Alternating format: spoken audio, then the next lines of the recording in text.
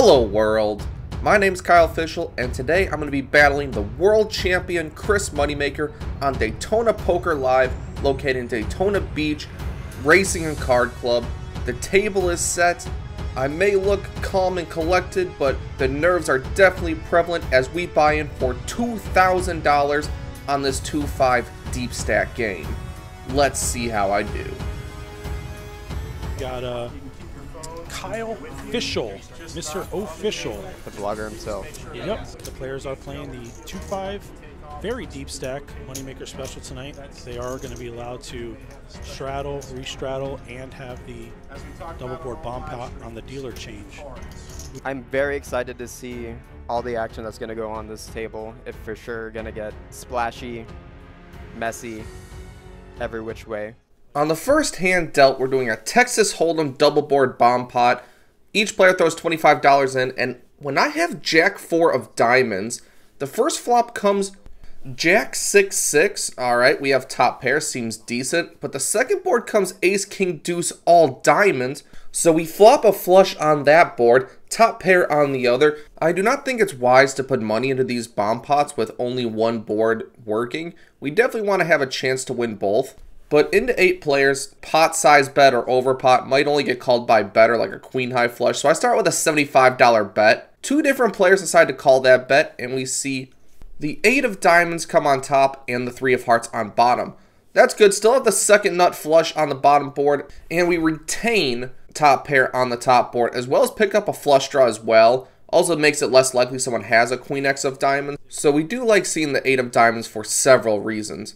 When 2 players call our flop bet, we're going to bet small on the turn here. We think either of these opponents has like a random 6 and it's just never folding.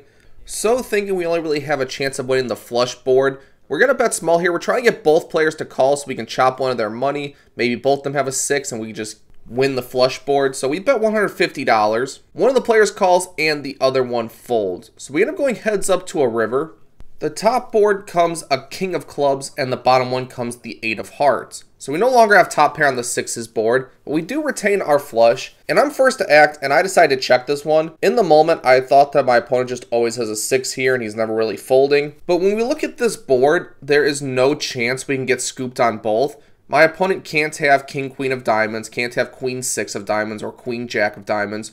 So I'm guaranteed half the pot no matter what the holding my opponent has. So in a situation like this, I think that it's actually best to bet like over pot, maybe even jam. Possibly get my opponent to fold some of the weakest 6s in range, I guess, to steal the other half of the pot. Additionally, my opponent could theoretically call with like 9-10 of diamonds, 9x and 7x of diamonds. Those kind of hands I think might call a huge bet, and we actually would scoop him with those specific holdings. So checking here is definitely a mistake. It goes to my more experience with PLO double boards versus Hold'em double boards, but either way, when I check, my opponent pretty quickly checks back, and luckily for him, he rivered a king. Otherwise, we would have gotten to scoop this pot. Would have been nice to start out the stream winning a pretty big one right off the gate. But it's time for our first encounter with the legend Chris Moneymaker. He opens to $40 with Ace-8 offsuit, and we look down at pocket kings. I don't want to forget this. How big of a raise should I be asking for? We 3-bet this one to 125. Could go bigger since we're out of position, but I think kings is strong enough to weather just a standard 3x raise. And Chris Moneymaker makes the call. We end up going heads up to a flop where we already know, since we're battling a junky ace, that the board's going to be ace high when we have pocket kings. But not this time. This time we flop the nuts on king 3-4 with 2 clubs. I think with top set here, I just have too much board locked up to go for a C bet. I would love my opponent to bluff with like 7-8 offsuit, maybe pocket 6s, feel inclined to make a bet. Maybe he'll have 2 random clubs or 5-6 and we can go for the check raise immediately and try to build this pot, try to get all the money in before dicey runouts occur. But when I check, Chris Moneymaker checks back pretty quickly, so we are heads up to a turn card, which is the 9 of spades. On this one, I no longer think we can rely on Chris to put money in the middle. I think we have to bet ourselves. If our opponent had like queen jack, jack 10, he's pretty happy to just check back and get a free shot at hitting a gut shot. So we want to value bet against those hands. Maybe 6-7 for gut shot on the low end won't fire themselves, but we want to protect against hands like that as well. So I fired $200 into the middle, and because Chris Moneymaker only has ace-8 offsuit, no pair, no draw, no relevant blockers, he's out of there. But we do take down our first hand against a world champion. For the next interesting hand, the $20 under the gun straddle is on. There's one limp. I'm on the button with king-jack offsuit. The graphics are a little bit delayed, so bear with me. I make it $80. One of the blinds and the limper decide to call, so we end up going 3 ways to a flop, which is queen 3-4 with 2 hearts. When it checks to me with king-jack offsuit, we're going to go for a c-bet here. We think our opponents can just miss a lot of the time. Additionally, we wrap nicely around the queen here. Plenty of turn cards that give us an actual straight draw, which can give us plenty of 2-barrel opportunities. So we start out with a $125 bet. The blind folds, but then the player to my direct right decides to make the call. So we are heads up to a turn card.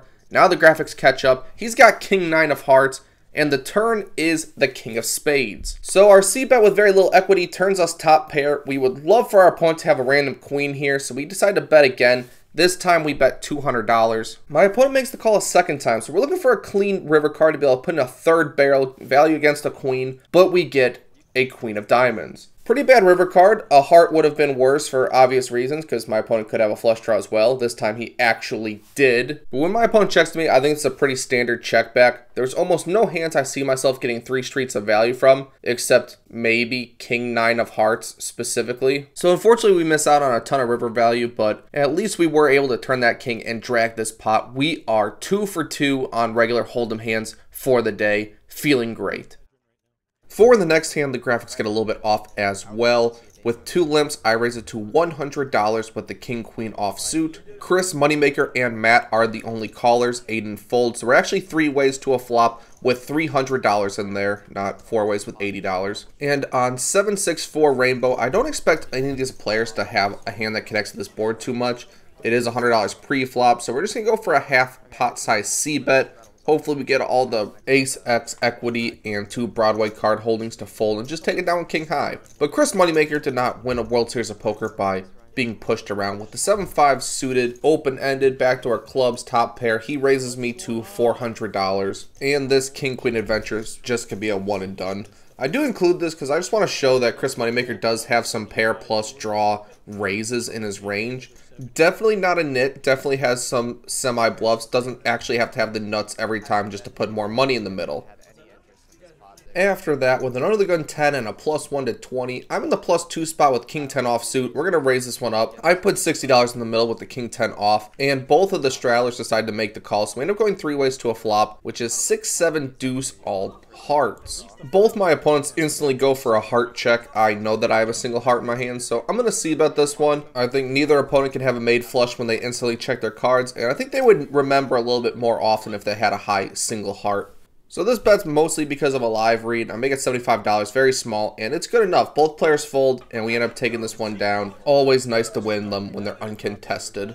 The straddles are kind of awkward in this game. I'm the $20 straddle from the button this hand. But either way, when Nicole makes it $75 and Todd calls, I think deuces are good enough to set mine, so I make the call from the button. Chris Moneymaker comes along as well, and we see a deuce in the window.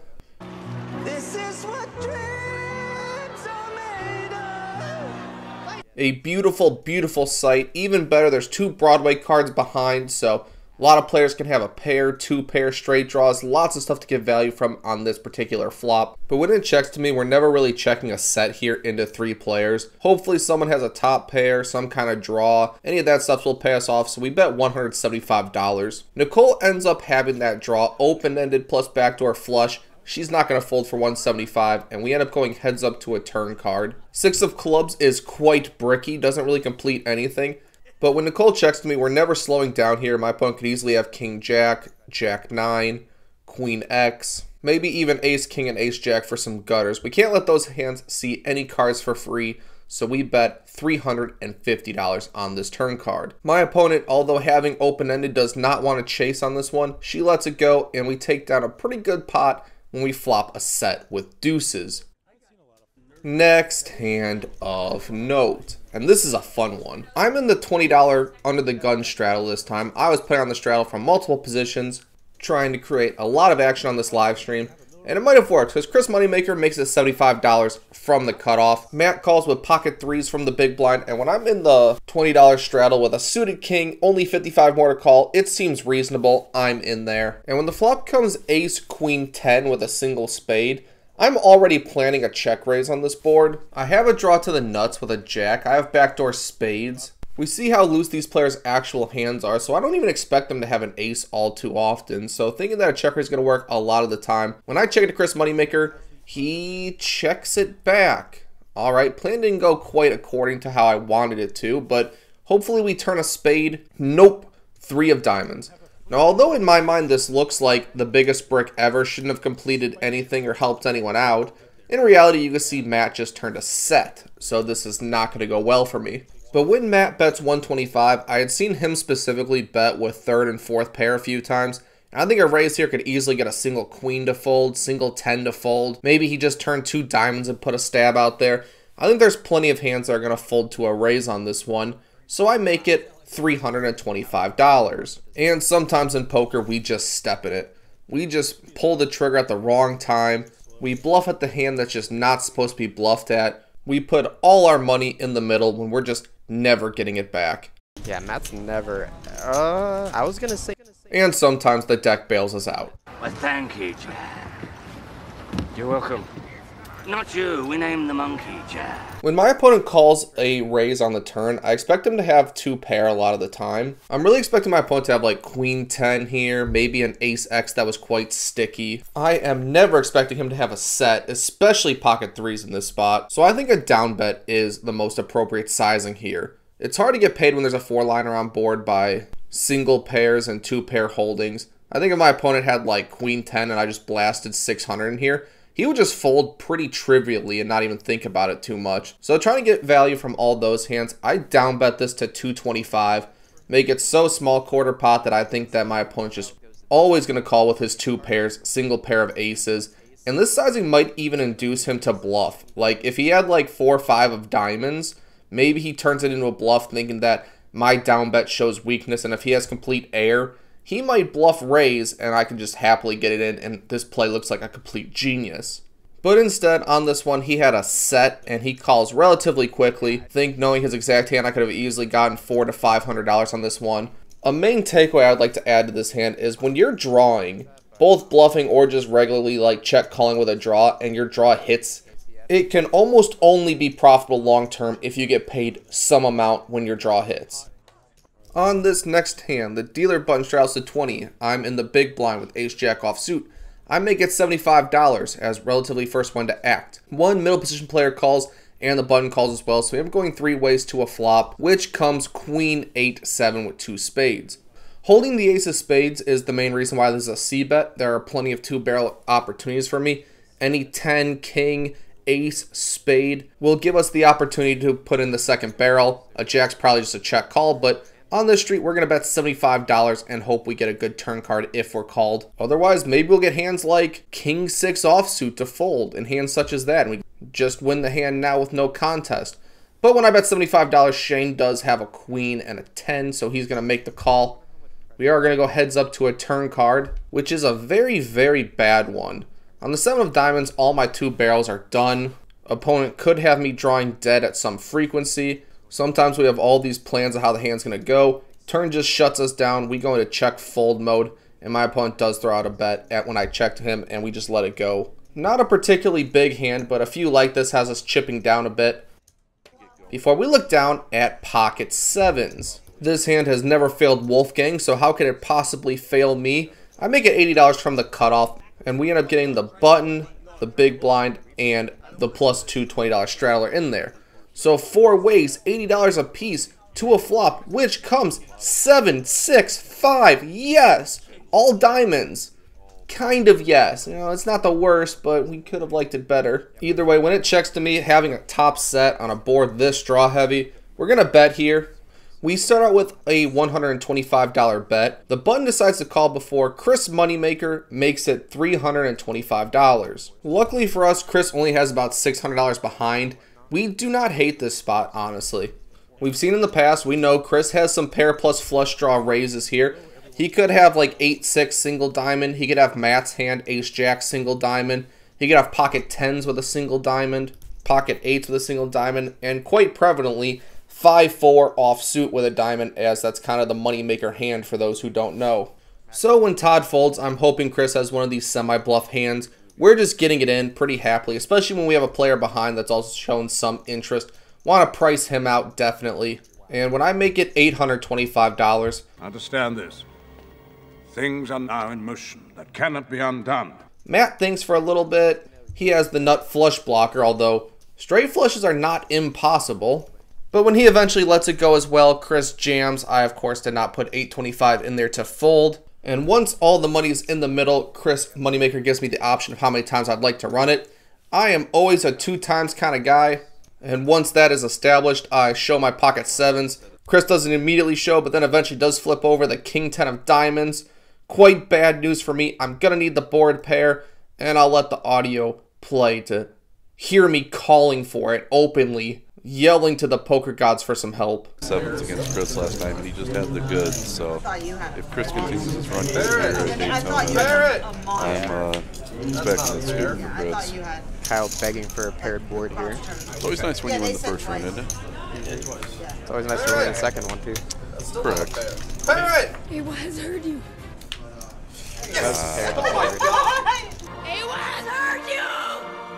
Yes, we are extremely fortunate that the second run out, final card even possible, gives us a full house, gives us a suck out. Chris takes this suck out like an absolute professional while I'm just cheering like a cheap amateur. And it is definitely the hand of the night to suck out against the world champion. In this next hand, the $20 straddle is coming from the button, and I'm in the small blind, so I'm first to act in this pot yet again from the small blind. With ace 10 of diamonds, I make it $60. The $10 straddle calls, the hijack calls, and the button calls, so I'm going 4 ways to a flop, which comes king 8-3 rainbow with 1 diamond. So we got a few backdoors, but nothing else really going for us. We check. We're not going to c-bet into 3 people with this particular holding, and on this one, it checks all the way through. All right, can we get a backdoor draw come through? Nope, but we do get the 10 of spades, so we turn middle pair. I actually expect this pair to be good here a lot of the time. I think any of these opponents would bet if they had a flopped king. So thinking I'm ahead a decent percentage of the time, I bet $125. Shane calls with his open-ended, and Nicole has the dreaded set of 3s that I keep seeming to run into today. In the moment, I'm hoping for a blank river card, but as you and I can see, we're really hoping for a dangerous, dicey one that's going to slow me down. The 4 of diamonds is not one of those cards. So I think this is a spot where we have to bet here. We can get value from a random 8, a worse 10, maybe sometimes pocket jacks will fold. Yes, I know that's counterintuitive. How could a 10 call it jacks fold? Well, players don't always play absolutely perfect every time. Additionally, we don't want to check and have our opponents turn like queen jack offsuit into a bluff and put us in a very confusing, difficult spot. Additionally, with jack 9, maybe ace jack, ace queen. I put out a bet of $275, and this is kind of a cross between a bluff and a protection bet. I would not consider this a value bet because I really don't want to get called. But what we really don't want is to get jammed on by Nicole. Oh, that's painful. That's difficult to look at. We are pretty much never calling here. Do I think Nicole's capable of a bluff? Yes, I do. About 20% of the time. So I'd probably call here 1 in 5 times. She, not even 5 minutes ago, turned 10-9 suited into a 5-bet jam pre-flop, so definitely has some moves, but when you're just caught doing that a few minutes ago, I don't think a crazy bluff attempt's gonna happen so soon after you were just caught doing a somewhat wild move. So this one's painful. We kind of torched a bunch of money on this one, but we kind of have to fold here, and when we do, we are not shown anything, so we're gonna have to wait for the stream to find out. But luckily we found out that we finally made a correct fold at the river. And for a final hand of note, I am in the +1 spot with the $20 straddle on. The player in +2 puts the $40 blind raise on, meaning if it gets to him, he does not have a option to raise. And we do end up getting 3 callers to me. For me, it's only 20 to call. He doesn't have an option. I have ace-5 off. Could raise, could call. This time I choose to just call, as aggression did not work out for me too well in the previous hand. We end up going 6 ways to a flop, which comes ace-high. That's good. Even though it's $40, these are all limps, so I really don't expect anyone to have a better ace than me almost ever. So I could start out with a $75 bet, build the pot, Don't really want to go too big as we're betting into 5 opponents who could just have like 7-3 or 2 clubs and just never folding. And for $75, we get a bunch of folds. Only the big blind with King Queen of clubs, which I'm surprised didn't raise, is in there. As well as Queen 3 for just a pair of 3s. Turn card is the Jack of Hearts. My hand is pretty strong, but with severe kicker problems, I think we're going to go into check pot control mode. Try to get the showdown as cheaply as possible here on out. When I check, Shane decides to check it back. And the river is the Deuce of Diamonds. Very safe card, especially because I blocked the nuts of 4-5. But Matt picks up the betting lead. He fires 175 into the middle. For this sizing, I'm just never folding. Sometimes he has 2 pair. Sometimes he has a single jack. I guess sometimes he has 2 clubs that he's just turning into a bluff. But we pick it off and we take down the last significant pot of the night. We feel great. We are into the game for $2,000. Out of the game for $2,885. Across a 3.5 hour stream equates to $252 an hour or 50 big blinds an hour. I am incredibly grateful for the opportunity to play on the stream, play with Chris Moneymaker. I am actually also very grateful for getting very lucky today. We choose to bluff with the king high, get bailed out with a literal 4-outer. That one added to the bottom line. And then when we have top set against Chris Moneymaker's made flush, although we are never really folding top set, even on dicey boards, on this one we did need the board to pair to be able to give us the win, and we were very fortunate to be able to get half the pot here. If that one goes the other way, today turns into a break-even or losing day, so incredibly thankful for that one to come our way. On the other note, my massive heater is continuing. So far in the month of August, I am 7 for 7 on sessions, both on film and off, so the win rate and the bottom line is doing quite well. Hopefully this means I can get more 5-10, maybe 10-20 videos out in the future. Stay tuned for that. I appreciate you watching to this point. Thank you, and I will see you on the next one.